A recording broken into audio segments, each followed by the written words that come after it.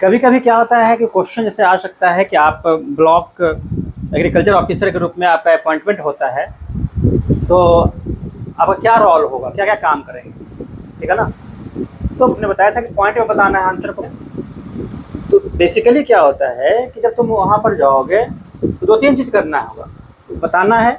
एक तो केंद्रीय योजना, दूसरा केंद्र प्रायोजित योजनाओं का क्रियान्वयन, तीसरा है राज्य सरकार की नीतियों का अनुपालन, और है विभागीय निर्देशों का पालन करना।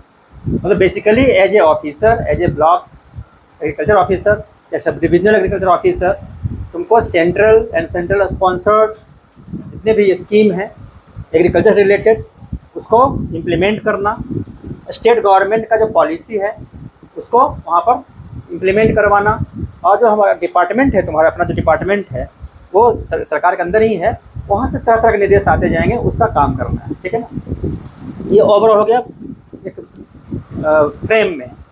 उसमें करना क्या क्या होगा, तो कुछ एग्जाम्पल्स में हो सकता है, काम तो बहुत सारा होगा। कुछ एग्जाम्पल है, जैसे पहला है क्रॉप प्लानिंग, तो वहाँ फार्म हाउस भी होता है, तो अलग अलग सीजन में अलग अलग प्रकार के क्रॉप्स होते हैं, अलग अलग फसल होते हैं, या फसल में कौन सा बीज उन्नत किस्म का है, हाई यील्डिंग वैरायटी सीड को यूज़ करना है, या तुमको जैविक कृषि करनी है, ठीक है ना, या कोऑपरेटिव फार्मिंग ग्रुप में काम करवाना है, लोगों से मिलकर करवाना है, ठीक है ना। तो कौन सा फसल को हम चयन करेंगे, तो उसके लिए प्लानिंग करना होगा। तो क्रॉप प्लानिंग एक इम्पॉर्टेंट काम है, फसल का नियोजन करना, पालन करना, प्लानिंग करना। दूसरा कल्टीवेशन का काम करवाना, लोगों से जो किसान हैं जुड़े हुए हैं उनसे कल्टीवेशन काम करना। फिर हार्वेस्टिंग होता है, हार्वेस्टिंग के बाद फिर जो फसल जब आएगा तो फिर उसका क्रय भी करना होता है, परचेजिंग भी होता है, तो उसे जोड़ भी सकते हो, परचेज करना, ठीक है ना। परचेजिंग से धान का क्रय करना होता है ना, और उसको गोदाम में जमा करवाने का काम फिर किया जाता है, ठीक है ना। दूसरा सॉइल टेस्टिंग, मिट्टी की जांच करना, उसका मूल्यांकन करना, असेसमेंट करना, और इन्हांसिंग सॉइल फर्टिलिटी, मिट्टी के उपजाऊपन को, उत्पादकता को इन्हांस करने के तरीके। उसमें हम जैविक खाद डलवाएंगे, केमिकल फर्टिलाइजर डालेंगे, किस प्रकार से वो फर्टिलिटी उसकी बढ़ेगी ताकि प्रोडक्शन बढ़े। सरकार का पर्पस है, विभाग का पर्पस है कि any how production and productivity दोनों क्या हो, बढ़े, और किसानों की आमदनी बढ़े, क्योंकि इकोनॉमी में जान तभी आता है, ठीक है ना, बूम तभी करता है जब हर एक व्यक्ति के पास पैसा हो। और यहाँ पर बिहार में खासकर 77% लोग एग्रीकल्चर पर डिपेंडेंट हैं, तो उनके पॉकेट में पैसा कैसे आएगा। उनकी इकोनॉमी बेहतर होनी चाहिए, उनका इनकम ज़्यादा होना चाहिए, तो उनका इनकम ज़्यादा कैसे होगा, तुम्हारे होने से उनको फ़ायदा होना चाहिए ना। तो अगर प्रोडक्टिविटी बढ़ती है फर्टिलिटी सॉइल के बढ़ने से, तो उनका आमदनी बढ़ जाएगा, उनकी आमदनी बढ़ेगी, हर किसी के पास पैसा होगा, इकोनॉमी को आगे बढ़ेगा। तुम्हारा रोल बहुत ही महत्वपूर्ण होने जा रहा है देश के विकास में, राज्य के विकास में, समाज के विकास में, ठीक है ना।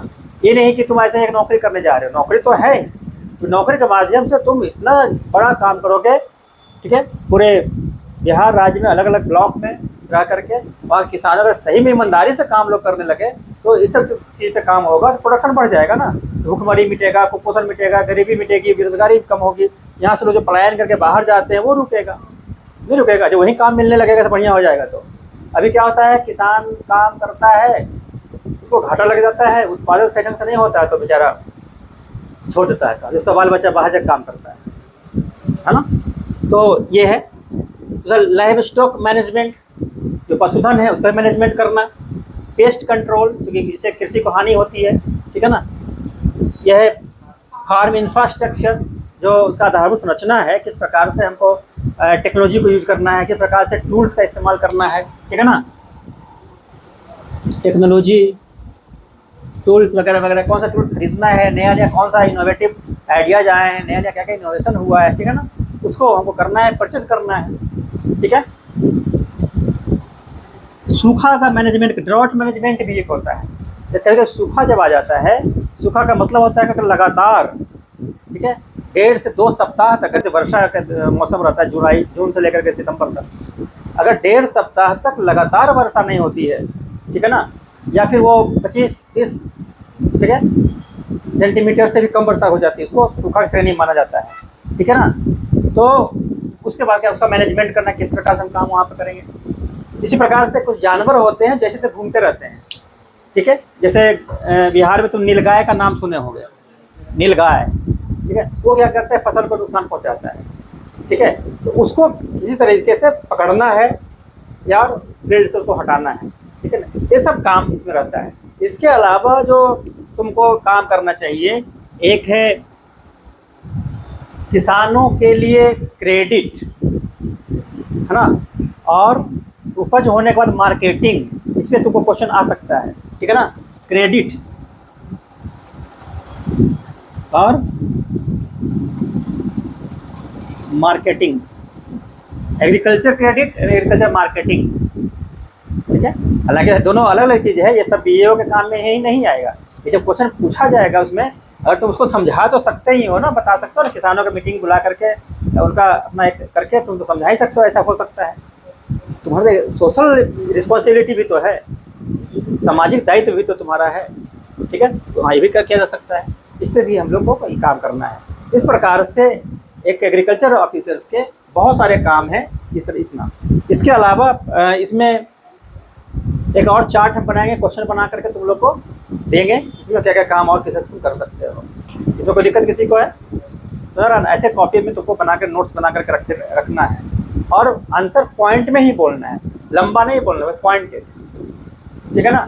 जहाँ पे 4 पॉइंट हमने लिखा तो वहाँ पर 4 बिंदु बोलना है। यहाँ से बोला सर इसमें से पहला ये, दूसरा, तीसरा, चौथा, ऐसे करके बोलना है। 5-6 बोल दोगे तो काम हो जाएगा, ठीक है ना।